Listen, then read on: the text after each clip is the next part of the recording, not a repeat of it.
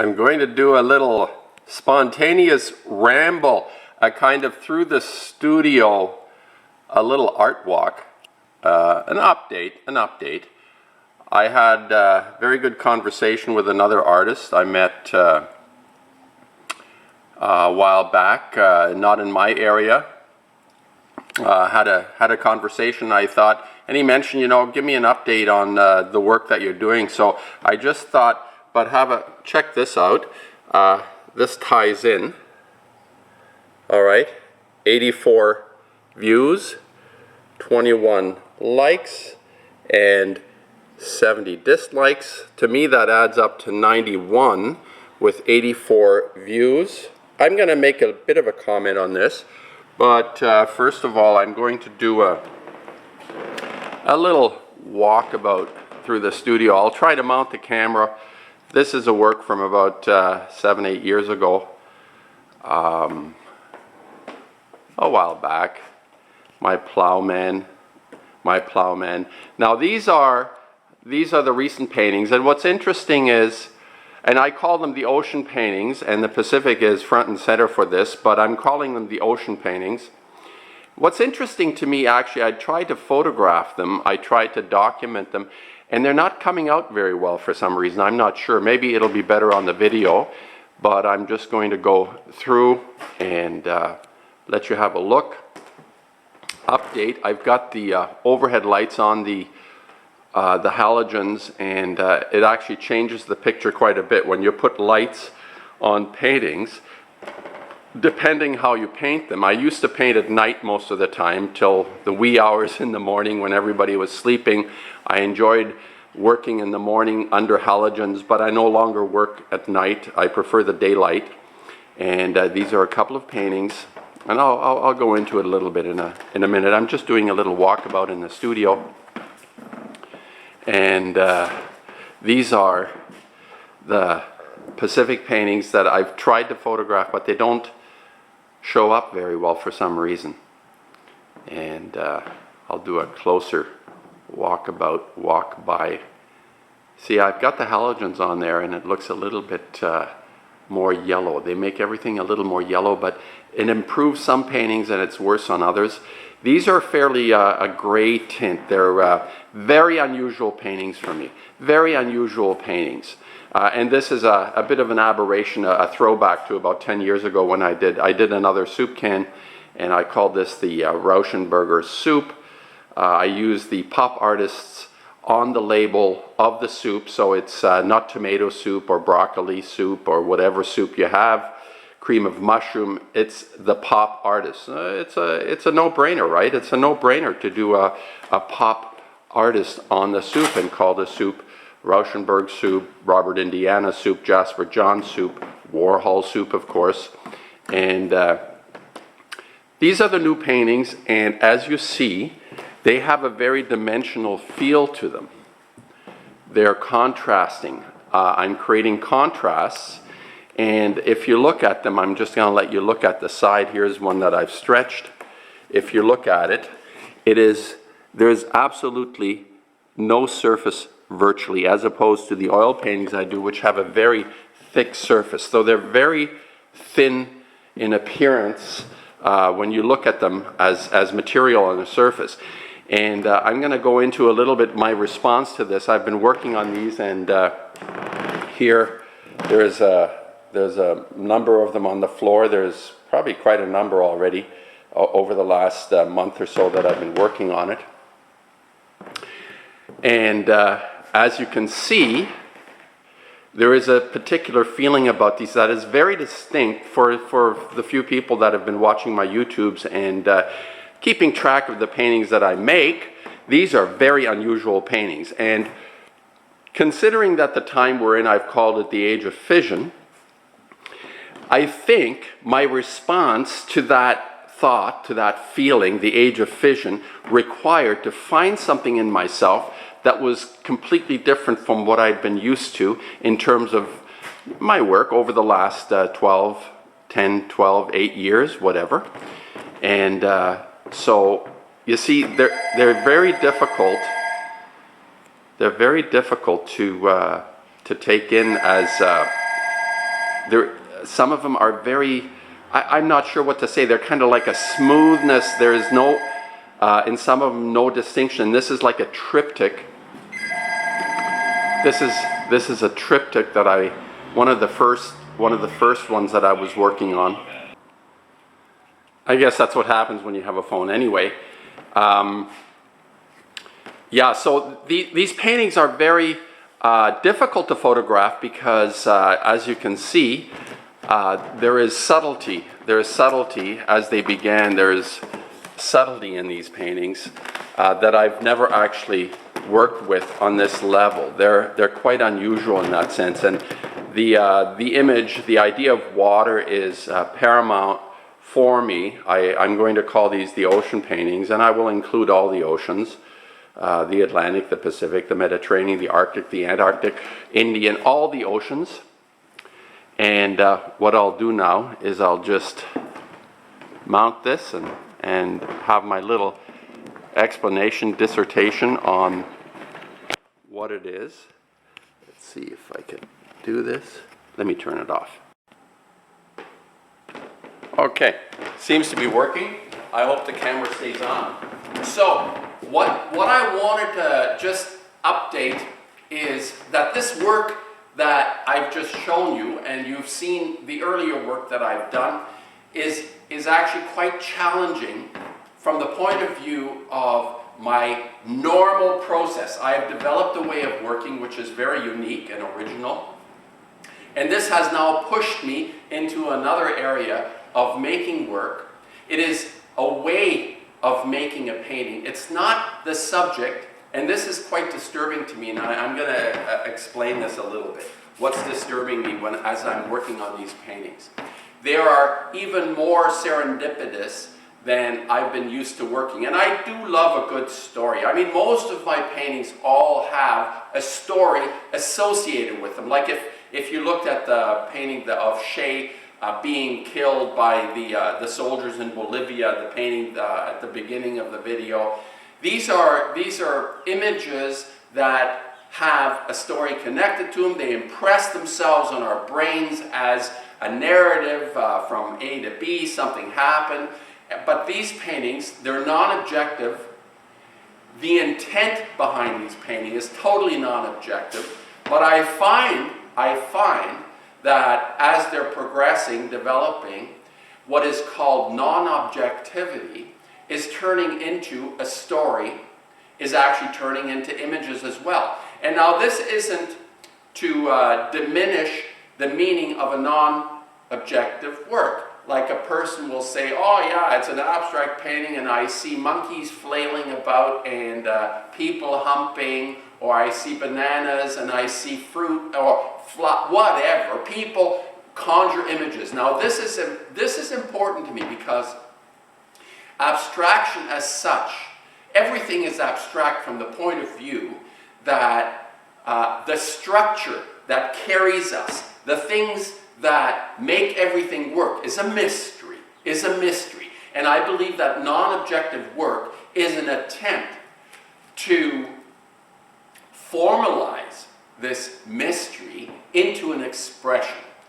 So when I paint a picture, a portrait of somebody, and the story is there, the underlying, whether the painting is a good painting or not, is actually more connected to the mystery rather than to the story or the image that you perceive.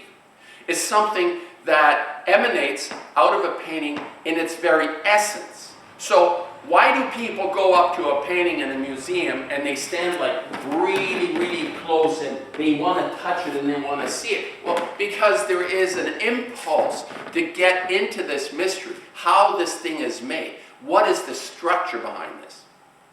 And yeah, this is a lead-in. This is a lead-in to what is happening to me personally on these paintings, that I'm understanding. I did understand this before as well, that even though I paint something that you recognize, the flower pot, there is something supporting the elegance of a work that is a good work, that has nothing to do with the story, nothing to do with what is conjured in your mind. And I try to control it with objective work where I paint something, the story, but this is now completely reversing in my process. But what's happening is I'm beginning to perceive the image, the story, within this non-objective reality. It is connecting me. Somehow I feel this mystery even more than when I was working within the scope of storytelling. Images that I created that are recognizable.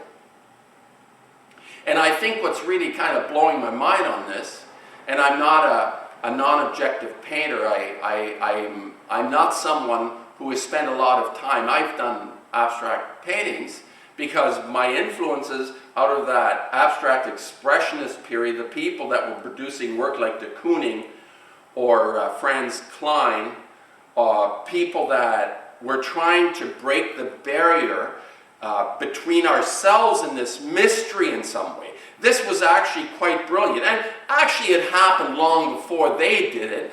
Even if you look at Goethe's color studies, they're abstractions, they're formulations. This is Wolfgang Goethe, or whatever his name was, the German poet, who actually had an extensive color theory. You should look into this because the guy was brilliant, and he was painting abstract paintings in the 17th century or 18th century.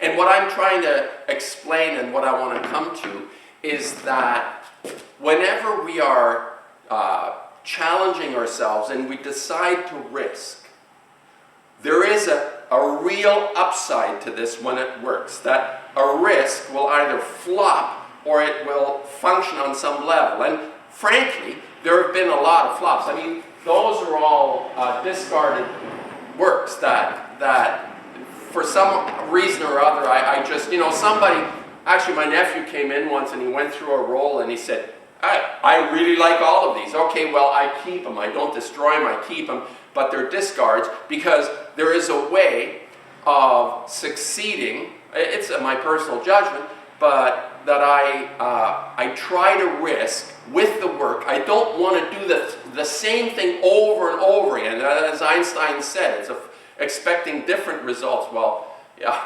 that's a well-known comment. Is a form of insanity. And in art, I find, in painting, it's the same thing. That if I continue to do the same thing over and over again, I mean, I'd have to be pretty, for the way I work, I want to explore as much as possible within the realm that, the time that I'm given. I don't want to just do the same thing. It's like I remember going to a show by Tanguy, who was a French painter. He did this surrealistic stuff, and it was at the Guggenheim, and the Guggenheim is the spiral you walk down on. So you go up on the elevator, and it kind of like lets you go down like this. You're kind of like doping down the this round building. They try to make it a big round so the square, flat paintings sort of fit, but they don't. Big paintings have anyway, the Guggenheim is weird.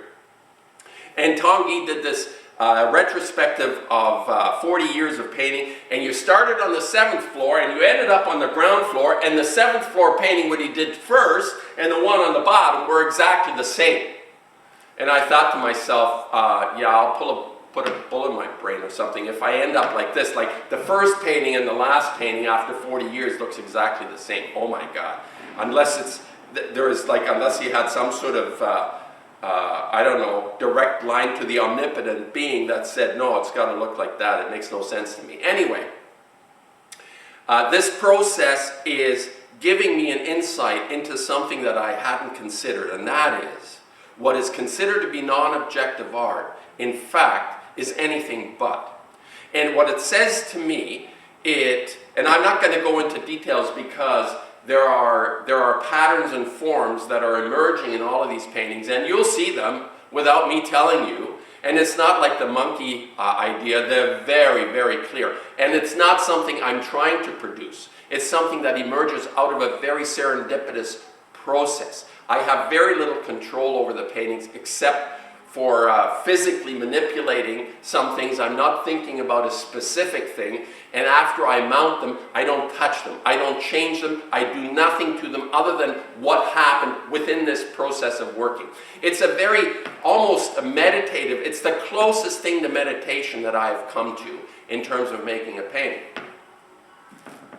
And I just want to make one last comment because it has to do with risk, and it's in connection to the conversation I had with this other artist who does fabulous work. And the idea of risk, obviously, is something that we do as a painter. It is part of my nature to risk in order to satisfy that inner need, as Kandinsky says, inner necessity. As all the people, the volunteers that make art are the ones that, the true people that Dave Hickey calls the volunteers, are more or less the same relative to the population on the planet from the beginning. So let's say in the Renaissance, globally, there were, let's say, 200-300 fabulous souls, artists, producing their inside work, and now it's, Hickey says it's 6,000 volunteers. I'm not sure if he's like Western-centric, but there is a core group of people who carry this vision forward. And it's not like everybody is an artist, hundreds of thousands of artists. In New York now, in the 40s, 50s, you had a handful of maybe 20, 25 artists in New York. Now there's 100,000, 200,000 artists with 10,000 galleries or more, 50,000 galleries. It's crazy. It's nuts. It doesn't work that way. Because as soon as you become part of this conformity, meaning that groups attach themselves, like hundreds of thousands of artists in a city, is insane. It makes no sense. It makes no sense. The purpose, that this mystery is not something that is could ever be so defined as to say everybody's an artist. This mystery does not exist within a general population as expressed through some concrete form. It doesn't work that way. I don't know if that makes sense to you, but I certainly understand this, especially from these ocean Pacific paintings, the ocean paintings. What's happening is that when we allow ourselves to risk on something, and I think this is across the board, you're going to be punished. And I have been a recipient of the punishment for risking to say things on YouTube, for example. Like I showed you that there are 84 views on a video with 21 likes and 64 dislikes, or it adds up to more dislikes and likes than views. So you're going to be watched. This is inevitable, but that's part of the risk. That is part of what it is that we face when we decide to delve into this, mystery. And art is a fabulous tool. I'd switch making paintings if I found a better way of actually getting in touch, getting some sort of mechanism of dealing with this in a day-to-day way. And I still find that making paintings is the most expedient way for me personally. So this is a call to people that are listening to other people that are trying to make a difference on this humongous, catastrophic, epic event called Fukushima, which is going to clear the playing field of all players. This is the intent behind it. I'm convinced this is the intent, because to ignore this on the level that's being ignored is like, snubbing the face of God. It's like shitting on the mystery. That's what this is why I got so incensed. It's literally shitting on the most precious thing in our existence, which is life. It makes no sense, because this is what art, the great art, has always been about, is drawing people into this feeling of this mystery. And I think I'm getting there with this work, and I'm really excited about it, even in the face of the challenge that we all face now. We all face it. And the few people that are actually stepping out into the public need to be supported and respected. The people that are actually voicing their discontent with the subterfuge and the attack dogs that continuously try to undermine this process of each person living their calling, living up to their destinies in whichever way they've chosen. And it's not, you don't have to be an artist to do this. You have to care. You have to care, and you have to risk. At times you have to risk and put yourself out there and say, well, it's worth it. It's worth it. What is it? You watch a bumblebee flying by. Is it worth it or not? You look out and you see this magnificent, the existence that we share. It is magnificent. Is it worth it? Is it worth it? That's ultimately the question. Is it worth it? Is the mystery worth it? Anyway, that was my thought today, and gave you a little insight to my paintings. That's it.